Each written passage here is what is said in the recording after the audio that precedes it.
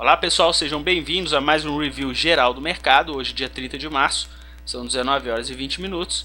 O Ibovespa fechou hoje o seu quarto pregão consecutivo de alta de 0,18%. É fato que a gente percebeu que essa alta no nosso boletim mais cedo estava bem mais vigorosa. A gente chegou a ter aqui uma variação de mais ou menos 1,5%, 1,6% mais cedo, e no final do dia houve aí uma perda de força e o Ibovespa hoje fechou nessa alta de 0,18%. Fluxo estrangeiro, pessoal, através das corretoras estrangeiras que a gente acompanha. Terminou o dia de hoje com saldo positivo para o segmento Bovespa, positivo para o Ibovespa futuro e também para o dólar futuro. A gente observou mais cedo que o fluxo já estava comprador em todas as pontas do nosso mercado. Na parte da tarde, o que eles fizeram? Eles intensificaram esse volume de compra, então quer dizer, não refletiu aí essa perda de força na cotação para o Ibovespa no final do pregão de hoje. Vamos dar uma olhada agora nos contratos? Bom, como a gente percebeu que o mercado hoje cedeu no final do dia, inclusive uma situação inusitada, né? A gente teve queda para o Ibovespa e queda para o dólar, certo? Na parte final do dia. É claro que o dólar já abriu o dia em queda, né?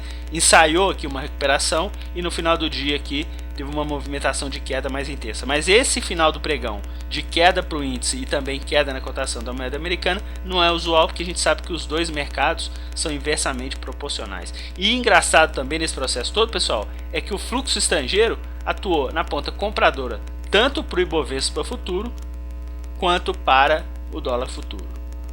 No início do dia a gente já tinha comentado que a gente estava com uma expectativa de abertura em queda do pregão de hoje, justamente pelo fato deles terem terminado o pregão de ontem com vendas em pouco mais de 170 milhões de reais. Essa expectativa não se confirmou. A gente começou o dia inclusive com saldo meio que 0 a 0 e o índice já se valorizando cerca de 500 pontos na primeira hora do dia, e depois eles foram acrescentando nas horas seguintes posições de compras, inclusive nessa queda mais acentuada do índice entre 3 e 4 horas da tarde, eles acrescentaram aqui cerca de 80 milhões, pouco mais, né, de 80 milhões de reais em compras, e ficaram assim até o final do pregão de hoje. Vale lembrar que no pregão de segunda-feira eles terminaram com compras em pouco mais de 190 milhões de reais e o índice subiu.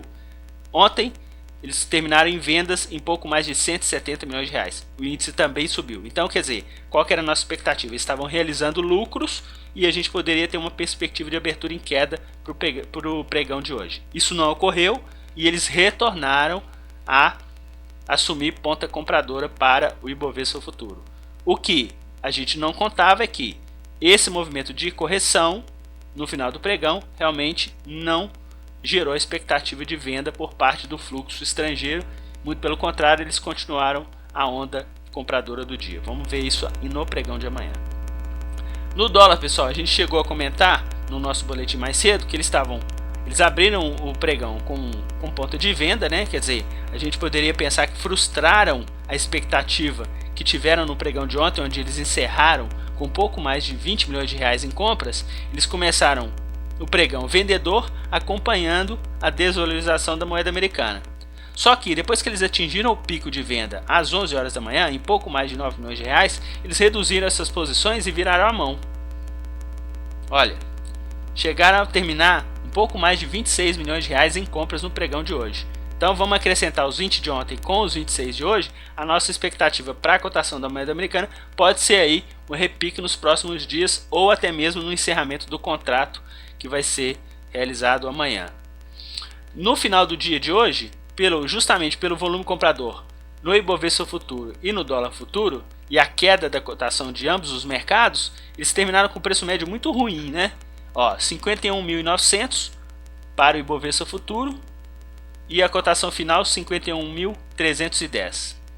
No dólar futuro, preço médio 3.620, cotação final em 3.600. É claro que essa cotação aqui a gente usa como parâmetro a cotação do mini dólar e a cotação do mini Ibovespa futuro, mas o fluxo a gente usa o INDJ, né, e o DOLJ.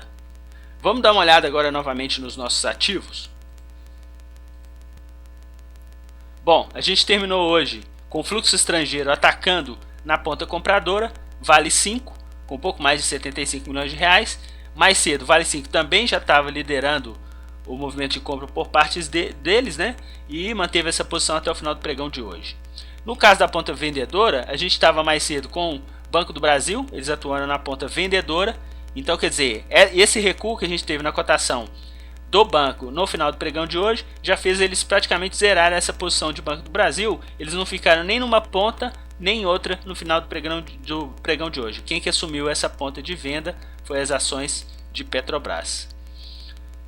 Vamos fazer o nosso net aqui em relação à variação média dos ativos que eles compraram no dia de hoje.